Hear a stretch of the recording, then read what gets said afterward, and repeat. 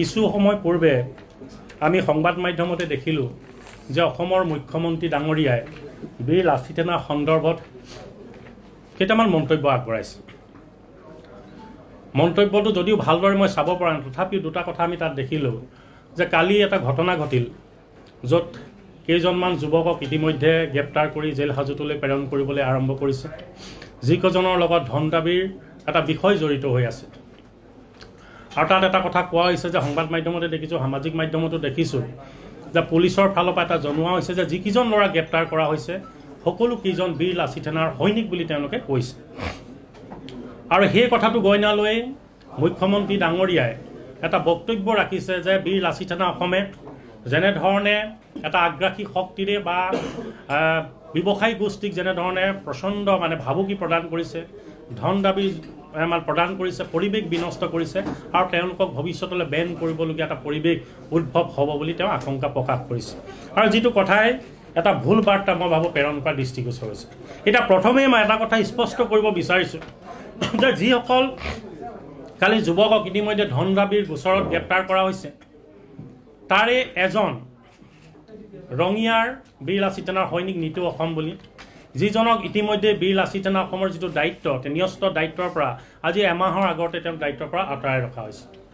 দ্বিতীয়তে আৰু এজন ল'ৰা বীৰ লাচিত সেনা তাত পাইছে, যিজন আমাৰ শিক্ষা সচিব বুলি কৈছে। মইতো জনাত তেওঁ কালি অৰুণাচল নে মেঘালয়ৰ পৰা আহিছিল আৰু যেতিয়া তাত ঘটনাটো হ'ল তেওঁক খবৰ কৰিবৰ কাৰণে তাত উপস্থিত হওঁতে বীৰ লাচিত সেনা বুলি গম পোৱাৰ পিছত তেওঁক অন্যায়মূলকভাৱে গ্ৰেপ্তাৰ কৰিছে আৰু আজি প্ৰমাণ কৰিছে যে বীৰ লাচিত সেনাৰ আমন্ত্ৰণ। এতিয়া মই সংবাদ মেল দিয়াৰ কিছু সময় পূৰ্বে যেতিয়া গ্ৰেপ্তাৰ হোৱাৰ কিছুমান মই দেখিলোঁ, তাতে কিছুমান ফটো মোৰ ইয়ালৈ আহিলোঁ। এতিয়া যিজনৰ প্ৰত্যক্ষ পৃষ্ঠপোষকতাত এই গোটেই ধন দাবীৰ গোচৰটো হ'ল, ধন দাবীৰ ঘটনাটো উদ্ভৱ হ'ল, মই ক'ব বিচৰা নাই যে কোনোবা এটা দলৰ তেখেত সদস্য বুলি ক'ব বিচৰা নাই, কিন্তু তেখেতক আমি এনেধৰণে দেখিছোঁ। এইজন দেখিছে বিভিন্ন প্ৰভাৱশালী মানুহৰ লগত তেওঁৰ ফটো দেখিছে। এই দেখিছে আপুনি যিজন এই দলে বুলি যিজন মানুহ তাত দেখিছে, তেওঁকতো আমি চব অতুল বৰা ডাঙৰীয়াৰ লগত আছে, বিজেপিৰ বিভিন্ন ডাঙৰ ডাঙৰ নেতাৰ লগত আছে, এইফালে তেওঁ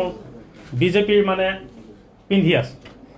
এই কথাখিনি অলপ আগত সংবাদ মাধ্যমে মোক এই গোটেই কথাখিনি দৃষ্টিগোচৰ কৰালে। গতিকে মইতো দেখিছোঁ যে এওঁক মইতো কোৱা নাই যে এওঁ কোনোবা দলৰ বা কোনোবা বিজেপিৰ বুলি মই ক'ব বিচৰা নাই, কিন্তু তেওঁ যিমানবিলাক দেখিছোঁ এইজনটো আমাৰ বীৰ লাচিত সেনাৰ সৈনিক নহয়, যিজনক ইতিমধ্যে গ্ৰেপ্তাৰ কৰি তালৈ পঠিয়াইছে ধন দাবীৰ গোচৰত। তেওঁ কিন্তু বিভিন্ন ফটো এয়া বিজেপিৰ বিভিন্ন ডাঙৰ ডাঙৰ নেতাৰ লগত মই দেখিবলৈ পাইছোঁ।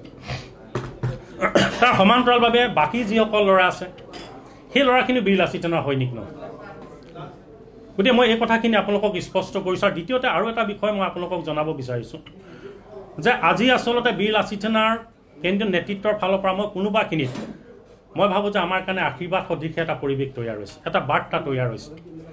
কাৰণ যেতিয়া অসমৰ বিভিন্ন প্ৰান্তত উচ্ছেদ কাৰ্য চলিছিল, যি সময়ত অসমৰ বিভিন্ন প্ৰান্তত বেদখলকাৰীৰ বিৰুদ্ধে কঠোৰ ব্যৱস্থা হাতত লোৱা হৈছিল, সেই সময়ত বীৰ লাচিত সেনা অসমে মুকলিভাৱে দ্বিধাহীনভাৱে আমি ইয়াৰ পৰাই মুকলি কণ্ঠে চৰকাৰৰ এই পদক্ষেপক আমি সঁহাৰি জনাইছোঁ। আমি এই সময়ত কৈছিলোঁ যে অসমৰ বিভিন্ন প্ৰান্তত যিধৰণে জনবিন্যাস সলনি হৈছে, ৰাজনৈতিক প্ৰভুত্ববাদ নাশ কৰিবৰ কাৰণে পৰিকল্পিতভাৱে ষড়যন্ত্ৰমূলকভাৱে এচাম মানুহে আমাৰ নিজৰ ঠাইত ৰাজনৈতিক প্ৰভুত্ববাদ নাশ কৰিবৰ কাৰণে যেনেদৰে অগ্ৰসৰ হৈছে, তাৰ বিৰুদ্ধে প্ৰচণ্ড মনোবলেৰে মই কাৰোবাৰ এটা বুকুত কলিজালৈ চৰকাৰখনে কাম কৰিছে। তাৰ কাৰণে আমি চৰকাৰৰ সেই পদক্ষেপক আমি ধন্যবাদ জনাইছিলোঁ আৰু উচ্ছেদ প্ৰক্ৰিয়া নিৰন্তৰ ৰূপত চলাই যাবৰ কাৰণে আমি আহ্বান জনাইছিলোঁ। আৰু সেই সময়ত অসমৰ মুখ্যমন্ত্ৰী ডাঙৰীয়াৰ মুখত কিন্তু বীৰ লাচিত সেনাৰ নামটো উচ্চাৰিত হৈছিল আৰু তেখেতে কৈছিল যে বীৰ লাচিত সেনা অসমৰ বিভিন্ন প্ৰান্তত আমি শক্তিশালী কৰিব লাগে, তেওঁলোকক আমি উত্থানমুখী যাত্ৰাটোত সহায় কৰিব লাগে, কাৰণ তেওঁলোকে অসমীয়াৰ স্বাৰ্থত অৱস্থান লৈছে। সেইটো সেই সময়ৰ প্ৰেক্ষাপট। আৰু সেই প্ৰেক্ষাপটৰ সময়ত বিভিন্ন প্ৰান্তত বুবা চলিছে। কেওফালৰ পৰা সন্দেহৰ বাতাবৰণ এটা তৈয়াৰ হৈছে যে বহুতে ক'বলৈ আৰম্ভ কৰিছিল যে বীৰ লাচিত সেনা অসমৰ বিজেপিৰ বি টিম বুলি ক'ব বিচাৰিছে। বীৰ লাচিত সেনা অসমক বিজেপিৰ নীতি নিৰ্দেশনাৰ শ্ৰুতলিপি মতে কাম কৰিছে বুলি আমাক অভিধা দিবলৈ আৰম্ভ কৰিছে। কিন্তু আজিৰ প্ৰেক্ষাপটত আপোনালোকে দেখিলে তেওঁৰ মুখত ওলাই মই এটা কথা স্বস্তিৰ হৈছোঁ যে যেনেধৰণে পূৰ্বে যেনেধৰণৰ এটা পৰিৱেশ তৈয়াৰ হৈছিল, সেই পৰিয়াৰ পৰা অন্ততঃ অসমৰ মানুহ এটা আশ্বস্ত হৈছে যে বীৰ লাচিত সেনা অসমে সদায় খিলঞ্জীয়া মানুহৰ কাৰণে, খিলঞ্জীয়া মানুহৰ ন্যায় প্ৰাপ্তিৰ সংগ্ৰামখনত সদায় অৱস্থান লৈ আছে। আজি কোনো সময়ত তেনেকুৱা ধৰণৰ কথা ওলাইছে যে বীৰ লাচিত সেনা অসমক নিষিদ্ধ কৰা এটা প্ৰক্ৰিয়া চলাৰ কোন সময়ত চলিছে যি সময়ত কেউফালে অসমৰ বিভিন্ন প্ৰান্তত জুবিন গাৰ্গ মৃত্যুৰ কাৰণে অস্বাভাৱিক মৃত্যুৰ কাৰণে তেওঁ ন্যায় বিচাৰি তেওঁ তদন্ত প্ৰক্ৰিয়া এটা সঠিক পদ্ধতিত যাতে যাব লাগে ৰাইজ আশ্বস্ত নোহোৱাকৈ আশ্বস্ত ধৰণৰ এটা তদন্ত প্ৰক্ৰিয়া চলাই নিবৰ কাৰণে যি সময়ত #জাষ্টিছ ফৰ জুবিন গাৰ্গ চলি আছে সেই সময়ত এনেকুৱা ধৰণৰ কথা চলিছে হয় বীৰ লাচিত সেনা যোৱা 3টা দিন 3টা মাহ যোৱা এটা মাহ সম্পূৰ্ণ অসমৰ ৰাইজৰ লগত আছে কাৰণ ৰাইজে বিচাৰিছে যে জাষ্টিছ জুবিন গাৰ্গ ৰাইজে বিচাৰিছে আৰু জাতীয় সংগঠন এটাই কাম হৈছে পৰিৱৰ্তনকামী শক্তিক প্ৰতিনিধিত্ব কৰা এটা সংগঠনৰ মূল কামটোৱে হৈছে যে জনসাধাৰণৰ আশা আকাংক্ষাক প্ৰতিফলিত কৰাৰ কাৰণে তেওঁলোকে বিচৰা ধৰণৰ সংগ্ৰামৰ গতিপথটো সদায় লৈ যাব লাগে বোলে যোৱা 3টা বছৰলৈ আপুনি যদি চকু দিয়ে তেতিয়াহ'লে বীৰ লাচিত সেনাই মোক কওক এনেকুৱা ভাৰতবৰ্ষৰ অখণ্ডতাৰ প্ৰতি ভাবুকি কঢ়িয়াই অনা বা ভিতৰুৱা যিমানবিলাক আইন শৃংখলা বিশৃংখল কৰিব জাতিটোক খানভান কৰিব পৰা তেনেকুৱা কি কাম যোৱা সময়ত বীৰ লাচিত সেনাই কৰিলে যাৰ কাৰণে বীৰ লাচিত সেনাক এটা নিষিদ্ধ ঘোষণা কৰিব মোক আজি তাৰিখত কওক কি কাম কৰিছে বীৰ লাচিত সেনাই এটা কাম কৰিছে যেতিয়া কোনো বহিৰা অশুভ শক্তি আহি আমাৰ খিলঞ্জীয়া মানুহৰ কোনোবাখিনিত আঘাত আনিছে আমাৰ সন্মানত আমাৰ স্বাভিমানত যদি কোনোবাখিনিত আঘাত আনিছে বিনা দুখত যদি আমাৰ ল'ৰাক কোনোবাখিনি মাৰপিট কৰিছে বা অশ্লীল গালি গালাজ পাৰিছে সেই সময়ত বীৰ লাচিত সেনাৰ সৈনিকসকল তাত গৈছে আৰু এটা সামাজিক ন্যায় প্ৰতিষ্ঠা কৰিবৰ কাৰণে কাম কৰিছে কি অপৰাধ হ'ব পাৰে বীৰ লাচিত সেনাক নিষেধ কৰি দিব পাৰে বীৰ লাচিত সেনাৰ হত্যাটোক আপুনি বেন কৰিব পাৰে কিন্তু লাচিত বৰফুকনৰ হত্যাটোক কোনোবাই ধ্বংস কৰিব পাৰিবনে আজি লাচিত বৰফুকনে যিধৰণে হেমত কৈছিল আজিও লাচিত বৰফুকনে আদৰ কৰে কি কয় যে অসমীয়া সদায় মৰ্যাদা সহকাৰে থাকিব লাগিব স্বাভিমান সহকাৰে থাকিব লাগিব আমি স্বাধীনতা প্ৰিয় জাতি গতিকে আমি অত্যন্ত যিটো আমি কৈছোঁ সন্মান সহকাৰে থকা জাতি এই সন্মান সহকাৰে থকা জাতিটোৰ প্ৰতিনিধি লাচিত বৰফুকনে কৰে অসমীয়া মানুহৰ প্ৰত্যেকৰে অন্তৰে থকা লাচিত বৰফুকনৰ আদৰ্শ কোনখিনিত তেওঁ ধ্বংস কৰিব পাৰি মোক কওক গতিকে এই যে কথাবিলাক কৈছে যে কোন সময়ত কৈছে মই মাত্ৰ এটা কথাই ক'ব বিচাৰিছোঁ এই সময়ত জুবিন গাৰ্গৰ শোকত সকলো ম্ৰিয়মান হৈ আছে সকলো এটা জাষ্টিছ বিচাৰিছে আৰু এই জাষ্টিছক আগবঢ়াই লৈ যোৱাৰ কথাটো অসমৰ সৰ্বস্ত ৰাইজে বিচাৰিছে আৰু এই সৰ্বস্ত ৰাইজৰ মাজত দেখিছোঁ বিজেপি চৰকাৰ ৰাজপথত ওলাইছে জুবিন গাৰ্গৰ ন্যায় কেৱল বেলেগ বুলি বাদ দিয়ক আপুনি দলেও বিচাৰিছে দল চৰকাৰে নিৰ্বিশেষে তেওঁলোকে ৰাজপথত আপুনি আহি জাষ্টিছ ফৰ জুবিন গাৰ্গ কৰিছে গতিকে এই ধাৰা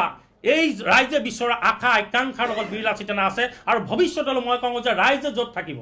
ৰাইজৰ আশা আকাংক্ষাক সন্মান জগাই ৰাইজৰ আশা আকাংক্ষাক প্ৰতিফলিত কৰি এই সংগ্ৰামৰ ধাৰাটো যোৱা সময়ত বীৰ লাচিত সেনাই লৈ গৈছে আৰু ভৱিষ্যতলৈ লৈ যাব গতিকে ইয়াত যদি কোনোবাই আমাক ভয় ভাবুকি দিয়ে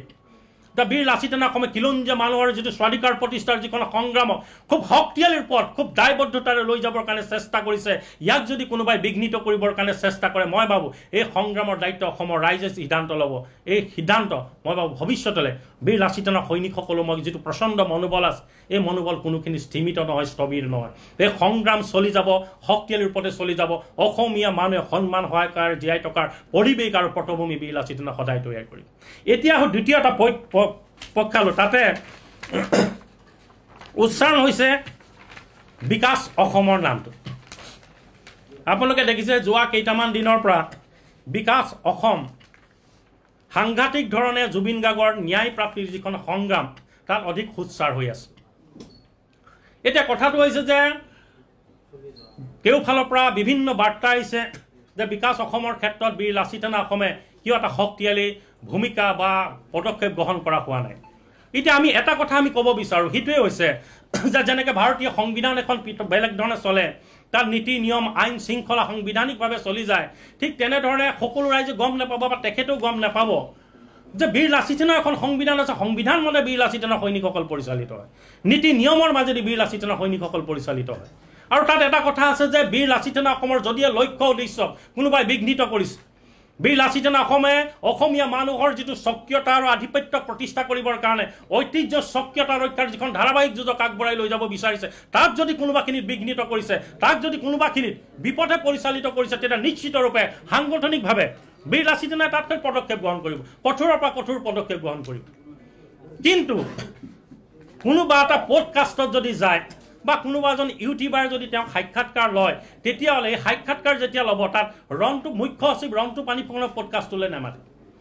কোনোবা ইউটিউবাৰ যেতিয়া মোৰ কিবা এটা ল'ব তাত ৰন্টু পানীফুকন মুখ্য সচিবজনক তালৈ নামাতে গতিকে সেই কথাখিনি আনুষ্ঠানিক বীৰ লাচিত সেনাৰ বক্তব্য কেতিয়াও হ'ব নোৱাৰে কাৰণ এটা পডকাষ্টত তেওঁৰ জীৱনৰ সৰু সৰু প্ৰত্যেকটো কথা তাত সুধিব তাতো বহুতে সোধে যে আপোনাৰ প্ৰথম প্ৰেম কওক, দ্বিতীয় প্ৰেম কওক, আপুনি কোনখন স্কুলত পঢ়িছিল, আপোনাৰ সৰুতে আপুনি কি কি দুষ্টামি কৰিছিল, কেনেকুৱা ধৰণে আহিছিল, এই কথাখিনি কেতিয়াও সাংগঠনিকভাৱে এইটো সাংগঠনিক বাৰ্তা কেতিয়াও হ'ব নোৱাৰে। গতিকে পডকাষ্টত এটা কথা কোৱা বা কোনোবা ইউটিউবাৰ এজনৰ তাত গৈ কিবা এটা বক্তব্য কেতিয়াও সেইটো বীৰ লাচিত সেনাৰ আনুষ্ঠানিক বক্তব্য নহয়। যদি কোনোবা এটা পডকাষ্টত কোনোবা বিকাশ অসমে সস্তীয়া তৰল কথা বতৰা কৈছে, ৰুচিহীন বক্তব্য আগবঢ়াইছে, শালীনতাবিহীন কথা বতৰা তেওঁ যদি তাত কৈছে, তেতিয়াহ'লে অসমৰ ৰাইজে নিৰ্ণয় কৰিব, অসমৰ জনসাধাৰণে নিৰ্ণয় কৰিব তেওঁ কেনেধৰণে নেতা হিচাপে আঁকোৱালি ল'ব, গ্ৰহণযোগ্যতা কিমান থাকিব, তেওঁৰ প্ৰাসংগিকতা কিমান থাকিব, নে তেওঁ অপ্ৰাসংগিক হৈ যায়, এইটো অসমৰ ৰাইজে বিচাৰ বিশ্লেষণ কৰিব।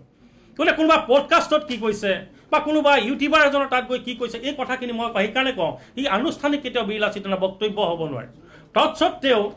যিহেতু কিছু কিছু কথাই অসমৰ সমাজ জীৱনত থকা বহুবিলাক মানুহৰ কোনোবাখিনিত মনত আঘাত আনিছে, তাৰ লগে লগে যিহেতু ধন দাবীৰ গোচৰত ইতিমধ্যে বিকাশ অসমৰ নামটো কোনোবাখিনিত সাঙুৰি আহিছে,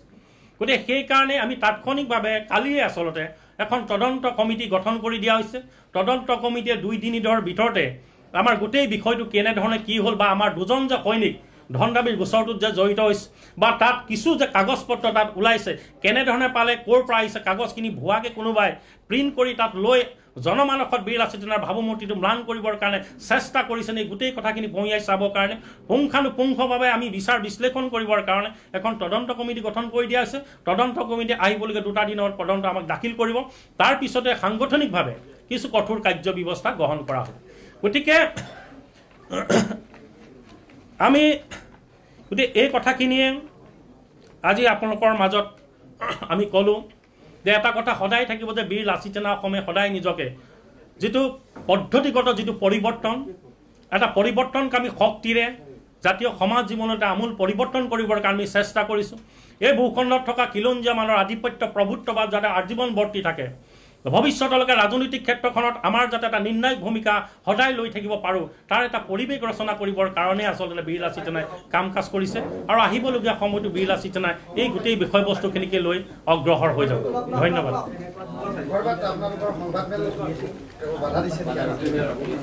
নহয়, সংবাদ মেলটো এইটো গণতান্ত্ৰিক কথা, ইয়াততো বেলেগ কথা ক'ব।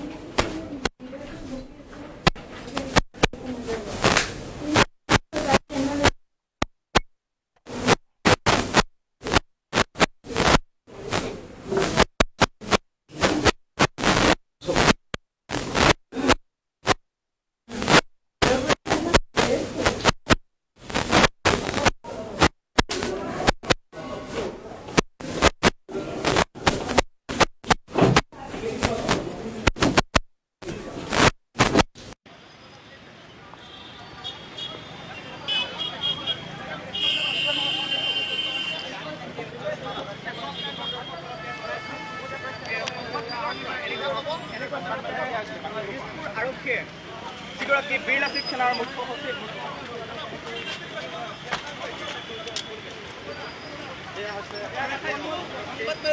সময়তে বীৰ লাচিত সেনাৰ যিসকল সদস্য আছিলে তেওঁলোকক এই মুহূৰ্তত কৈ যোৱা হৈছে আৰু